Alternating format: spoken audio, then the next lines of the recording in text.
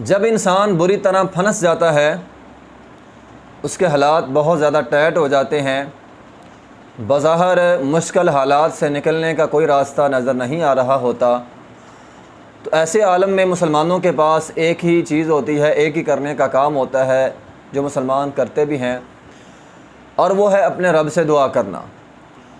مسلمان انسان دعا کرتا ہے، التجائیں کرتا ہے، اے اللہ یہ مشکل، یہ پریشانی میری حل فرما دے۔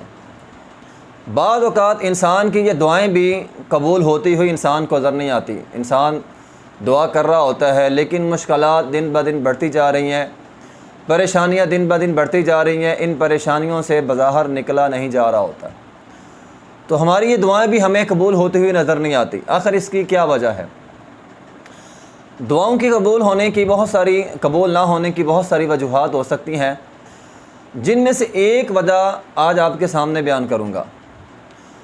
محترم سامعین کرام، یہ بات بڑی اہم بات ہے۔ ہم جب اپنے رب سے دعا کرتے ہیں، ہم اللہ تعالیٰ سے کیا کہتے ہیں؟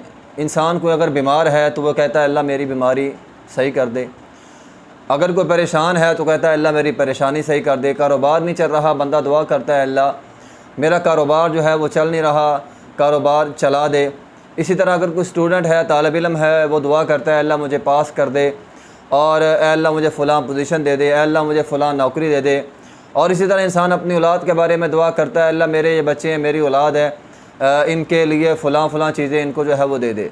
ہماری دعائیں کچھ اس طرح کی ہوتی ہیں۔ محترم بھائیو، یہاں جو چیز بدلنے والی ہے وہ ہے کہ ہم اپنی دعاؤں کو تھوڑا سا بدلیں، اپنے انداز کو تھوڑا سا بدلیں۔ ایسی دعائیں بھی انسان کرے لیکن تھوڑا سا انداز بدل لے۔ انداز کون سا اپنانا ہے؟ جو انبیاء کرام نے اپنایا ہے۔ آپ انبیاء کرام کی دعائیں، خاص طور پر جو دعائیں قرآن کے اندر ہیں، ان کو ذرا تھوڑا سا سامنے رکھیں اور اس انداز کو سامنے رکھ کر اس انداز میں دعا مانگیں گے تو یقیناً ہماری دعائیں قبول ہوں گی۔ اب انبیاء کرام کا دعا مانگنے کا کیا انداز تھا؟ مثال کے طور پر آپ ابراہیم علیہ السلام کی دعائیں، قرآن کے اندر بے شمار دعائیں ہیں، ان کو نوٹ کریں۔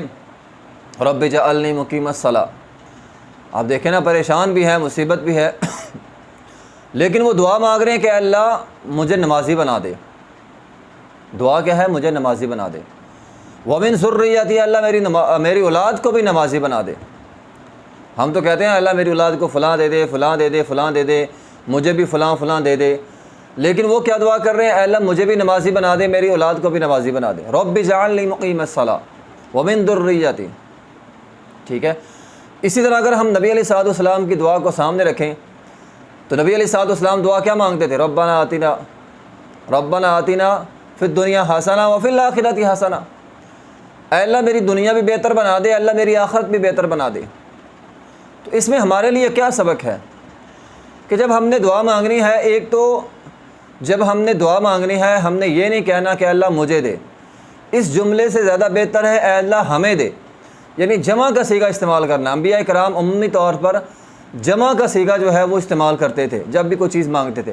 اے اللہ ہمیں دے دے، اے اللہ ہمیں یہ چیز بھی دے دے، ہمیں یہ چیز بھی دے دے۔ اسی طرح انبیاء کرام جب دعا مانگتے تھے تو ان کی وہ دعا دنیا کے لیے بھی ہوتی تھی، آخرت کے لیے بھی ہوتی تھی، تو دنیا کے ساتھ ساتھ آخرت کی دعا بھی کریں۔ مثال کے طور پر اے اللہ میری دنیا بہتر بنا دے، آخرت بہتر بنا دے، اے اللہ مجھے دنیا میں ہدایت دے دے، اے اللہ مجھے نمازی بنا دے، یعنی دین کی دعائیں بھی ہونی چاہیے۔ آپ دنیا بھی مانگیں ساتھ دین بھی، رب اجعلنی مقیم الصلاۃ ومن ذریتی، اے اللہ مجھے بھی نمازی بنا دے، میری اولاد کو نمازی بنا دے۔ پھر خاص طور پہ وہ دعا جو دعا اصحاب کہف نے کی تھی اس کو اپنے سامنے ذرا رکھیں، وہ بھی قرآن کی دعا ہے کہ انسان جب ایسے حالات میں پھنس جائے کہ کوئی بھی ذریعہ نہیں نکلنے کا، اصحاب کہف بری طرح غار کے اندر پھنس گئے تھے، کسی بھی طرح وہ نکل نہیں سکتے تھے، تو انہوں نے کیا دعا کی اصحاب کہف نے؟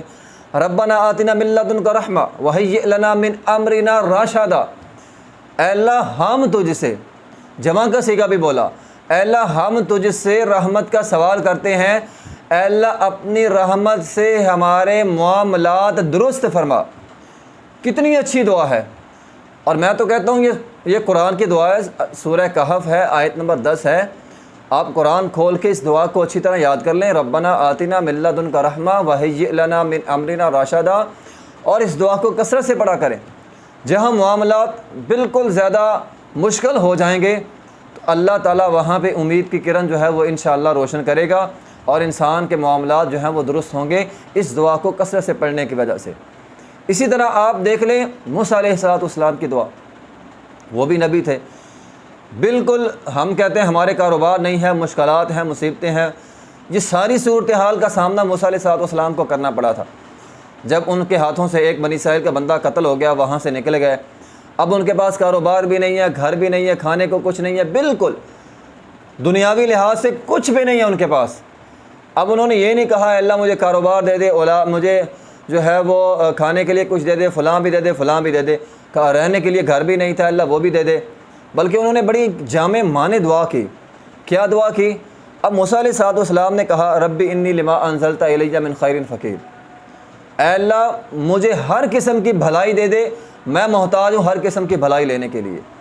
تو انسان جو ہے وہ اس قسم کی دعا کیا کرے، جامع معنی دعا ہو، جس طرح یونس علیہ السلام نے کی لا الہ الا انت سبحانک انی کنت من الظالمین۔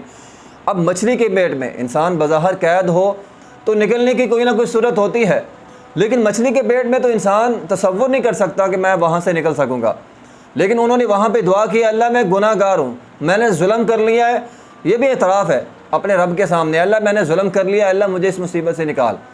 تو اس انداز میں انسان جمع کے سیغے کے ساتھ دنیا کو سامنے رکھتے ہوئے، خصوصاً آخرت کو سامنے رکھتے ہوئے، اپنے گناہوں کو اپنے سامنے رکھتے ہوئے، اللہ کی تعریفات کرتے ہوئے جب انسان دعا مانگے گا تو یقیناً انسان کی دعا جو ہے وہ ضرور قبول ہوگی۔ وآخر دعوانا الحمدللہ رب العالمین۔